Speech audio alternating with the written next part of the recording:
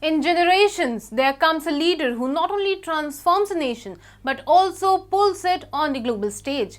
Shinzo Abe was one of them. He became the Prime Minister of a pacifist Japan and was assassinated in the nationalist Japan he created. Hi and welcome to TFI English, the national socio-political analysis arm of the TFI Media Group. I'm your host Apurva. Today, let's talk about Shinzo Abe, the politician. Shinzo Abe, who was a nationalist, and Shinzo Abe, the geopolitical strategist. So let's begin. Shinzo Abe, the longest-serving post-war Prime Minister of Japan, was shot yesterday in the western city of Nara. He succumbed to the injuries, and in this way Japan lost its nationalistic leader and India lost a dear friend. For Indians, the demise of Padma Vibhushan Shinzo Abe feels like a personal loss. India-Japan ties have never been soaring except for one instance when Japan sided with the US on India's nuclear test. After the Pokhran II nuclear test in 1998, Japan condemned India and participated in international sanctions against India along with the United States. India understood the pain of a nation which has been the only victim of nuclear weapons and its objection to nukes. However, since then, India's relationship with Japan has been on the rise. The most remarkable day in the history of India-Japan ties was in 2007 when then Japan PM Shinzo Abe delivered a historic speech in the Indian Parliament. The speech, titled Confluence of the Two Seas, called on India to think big. The onus came upon India to think how it could block the Malacca Strait and choke the paper dragon. Abe emphasized that India's geopolitical footprint should not be confined to the Indian Ocean region only, and thus he coined the concept of Indo-Pacific, decimating China's Asia-Pacific. Abe was the first leader who realized India's importance as a major democratic power in the South Asian region. The real revival was initiated under the combined leadership of PM Narendra Modi and Abe, both of whom shared a special rapport. Shinzo defined Japan's strategic outlook that was a synchronized and cohesive security policy to deal with threats. Shinzo's Abenomics became popular around the world. He rolled out the Official Secrets Act to curb the outflow of critical intelligence to other countries.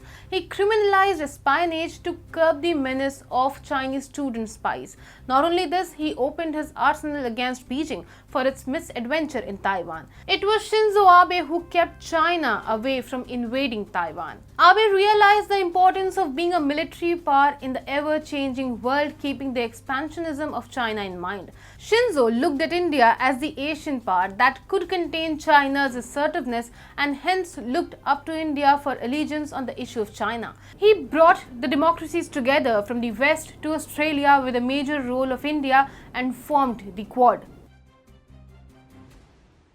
Japan followed pacifism until the arrival of Shinzo Abe, a pacifism of such a level that the armed forces of Japan were referred to as Self-Defense Forces.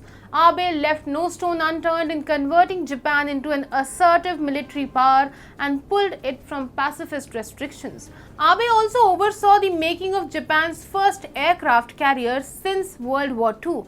In 2012, Abe began his second stint with a rise in defense spending to protect the Senkaku Islands, which are claimed by China. He even gave a go-ahead to expand Japan's ballistic missile defense capabilities.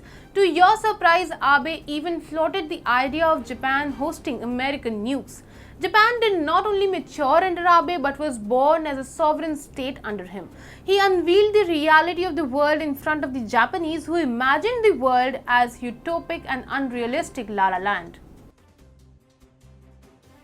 Not known to many, but for a very long time, Japan functioned as a vassal state of the United States. The constitution of countries like Japan and Germany were occupied after the Second World War and were written by the Western invaders. US General Douglas MacArthur shaped Japan's constitution, which eliminated Japan's ability to wage wars. Shinzo Abe was the first leader in the history of post-war Japan who openly called to end the vassal state status of Japan. From the period of World War II to Cold War, Japan was already a booming economy. He even called for changes in Japan's peace constitution. Abe was the world's best geopolitics strategist, and world leaders should take a lesson from him.